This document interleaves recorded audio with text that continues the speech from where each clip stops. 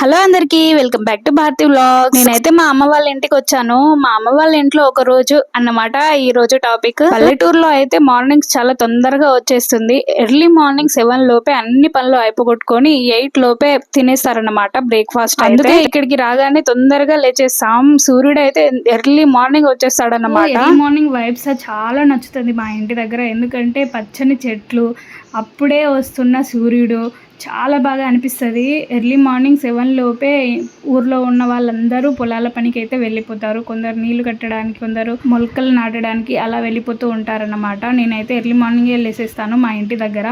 So మా అమ్మేమో అలుగు చల్లేసింది, నేనేమో వేయడం నా పని అన్నమాట. ముగ్గు వేద్దామని నేనైతే వీడియో తీద్దాం అనుకున్నాను యాక్చువల్గా. కానీ ఆ వీడియో సెట్టింగ్ నేను కరెక్ట్గా చేయనట్టున్నాను, పడలేదు. ఇంకా మార్నింగ్ అయితే మా డాడీ ఫిష్ కర్రీ కోసం తీసుకొచ్చి అమ్మకి ఇచ్చేసి డాడీ అయితే పొలం పళ్ళకి వెళ్ళిపోయాడు. ఇంకా దాన్ని కడిగే పని అయితే మా అరవింద్ గాడిది. మా ఇంటికి వస్తే ఒక్కొక్కరికి ఒక్కొక్క పని ఖచ్చితంగా పడుతుంది, అందరం కలిసి చేయాల్సిందే. ఈ గ్యాప్లో అయితే మా పాప లేచిందన్నమాట. మా పాప లేవగానే తనను సన్ కిరణాలు తలగాలని చెప్పేసి డి విటమిన్ అందాలని చెప్పి నేనైతే మా ఇంటి దగ్గర ఉన్నప్పుడు ఖచ్చితంగా ఎర్లీ మార్నింగ్ పడుకున్నా సరే తననైతే ఎండలో కొద్దిసేపు తిప్పుతానన్నమాట. ఇంకా తను లేస్తే ఎండలో కొద్దిసేపు ఆడిపిస్తాను. తను లేచాక ఇంకా నిద్ర మబ్బులోనే ఉంది. ఇంకా వాళ్ళ నాన్న ఎత్తుకొని కొద్దిసేపు తిప్పాడు. తర్వాత పాలు తాగిచ్చి అయితే పడుకోబెట్టాను. నేను పక్కన ఉంటూనే పడుకుంటుంది, అందుకనే మా చెల్లె ఎలాగో పడుకుంటుంది కదా అని చెప్పేసి పాప పక్కన అయితే పడుకోబెట్టాను. ఇంకా పాప నేనే అనుకొని హాయిగా పడుకుంటుంది. మా ఇంట్లో లేటుగా లేచేసి వాళ్ళిద్దరే అన్నమాట. ఇంకా మా పాప అయినా ఒకసారి లేచి పడుకుంది, కానీ మా చెల్లె అయితే లేటుగా లేస్తుంది. తన టైమింగ్స్ మా టైమింగ్స్ కంటే చాలా డిఫరెంట్. అమ్మ అయితే అందరి కోసం పాలు అయితే తీసుకొచ్చింది అన్నమాట. నాకు మాత్రం మా అమ్మ పాలు పెద్ద కప్పులు పోషిస్తుంది ఎప్పుడైనా సరే. నాకు క్వాంటిటీ ఎక్కువనే ఇస్తుంది మా అమ్మ. ఇంకా మేము టీవీ పెట్టేసి మంచిగా పాలు తాగుతుంటే ఆ సౌండ్కి అయితే ఇద్దరు లేచారు, మా చెల్లె ఇంకా మా పాప అన్నమాట. ఇంకా టీవీలో సాంగ్స్ రావడం చూసి పాప లేవడమే డ్యాన్స్ చేయడం అయితే స్టార్ట్ చేసేసింది.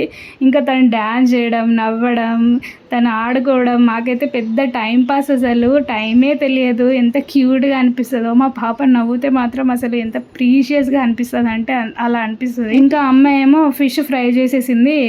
ఇంకా మా ఆయన ఇంకా మా తమ్ముడు ఇద్దరు కలిసి తాగడం, వాళ్ళ ఎంజాయ్మెంట్లో వాళ్ళు ఉన్నారు. ఇంకా నేను వీడియో తీద్దామని చెప్పేసి ఎవరు ఏం చేస్తున్నారు ఏంటి అని నా వల్ల నేనే ఉన్నాను.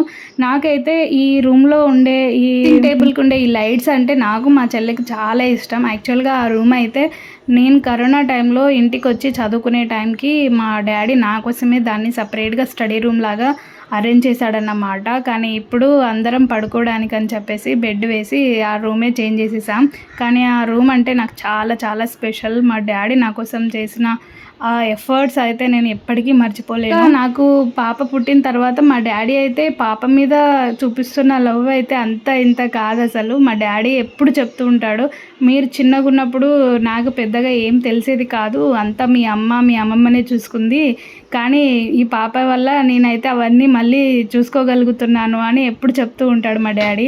మా పాపనైతే ఎంత అంటే ఎంత అటెంటివ్గా, ఎంత అలసిపోయినా నైట్ టైంలో తను ఏడుస్తుంటే తనను ఎత్తుకొని తిప్పడం అలాంటివి చాలా చేశాడు మా డాడీ. ఎంత అలసిపోయినా సరే పాప మీద చూపించిన కన్సర్న్ కానీ తన ఎఫర్ట్స్ కానీ నాకైతే నిజంగా చాలా బాగా అనిపిస్తుంది. కోపం తెచ్చుకోకుండా, అలసిపోయినా అన్న ఫీలింగ్ లేకుండా, ఎంత నిద్ర వస్తున్నా కూడా పాప కోసం ఆయన చూపించే కేరింగ్ అసలు ఇంట్లో వాళ్ళందరూ అలసిపోయినా మా డాడీ మాత్రం మిగతా వాళ్ళందరి కోసం చూసి వాళ్ళందరూ పడుకున్నారా వాళ్ళ యోగక్షేమాలన్నీ చూసుకున్న తర్వాత పడుకుంటాడు. మా డాడీ ఏదో వర్క్ మీద అయితే బయటికి వెళ్తున్నాడు అన్నమాట. ఆ గ్యాప్లో అయితే పాపను ఎత్తుకొని కొద్దిసేపు ఆడిపించాడు. మా పాప మాత్రం మా డాడీ జేబులో ఉన్న సెల్ ఫోన్, పెన్, ఇంకా స్పెడ్స్ కోసం అయితే డాడీ దగ్గరికి వెళ్ళి కొద్దిసేపు ఆడుకుంది.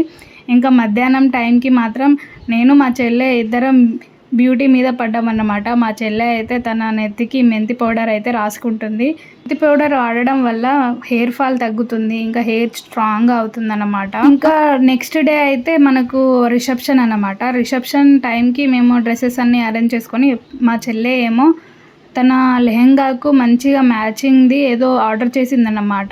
సో అది తీసుకొద్దామని మా తమ్ముడు అయితే వెళ్ళాడు. యాక్చువల్గా డెలివరీ బాయ్ వచ్చేసి ఎండలు బాగా ఉన్నాయి, నేను నెక్స్ట్ డే వస్తానంటే మాకు నెక్స్ట్ డేనే ఎంగేజ్మెంట్ కదా, సో ఆయనకు చెప్పి తమ్ముడే దగ్గరుండి వెళ్ళి అది తీసుకొచ్చాడనమాట. ఆయన రాకపోతే ఎందుకు పడడం, మనమే వెళ్ళి తీసుకొద్దాం, అవసరం మనది కదా అన్నట్టుగా తమ్ముడైతే వెళ్ళిపోయాడు.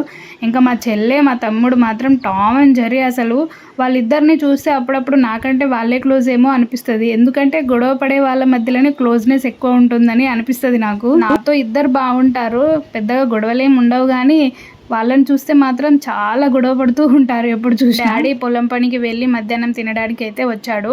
ఇంకా ఆ టైంలో అయితే అందరం కూర్చొని బాగా గాసిప్స్ తోటి చాలా మంచిగా నవ్వుకున్నాం. కానీ పాప పడుకుంది. మా తమ్ముడు పంచ కట్టుకున్నాడు, పంచ మీదనే మొత్తం ఊరంతా తిరిగేస్తున్నాడు. ఇప్పుడే అంత పెద్దవాడి అయిపోయావురా అరవింద్ అని ఆట పట్టిస్తుండేనట. ఆ విషయం తలుచుకొని మేము బాగా నవ్వుకుంటున్నాం. మా గాసిప్స్కి, మా నవ్వులకే పాప లేచిందన్నమాట. లేవగానే ఇంకా వాటర్లో అయితే బాగా ఆడుకుంటుంది. మా ఆయన అయితే బాగా నేర్పించేశాడు వాటర్లో ఆడడం. ఇంకా వాటర్లో వెళ్తే మాత్రం బయటకు అసలే రావట్లేదు, బాగా ఎంజాయ్ చేస్తుంది.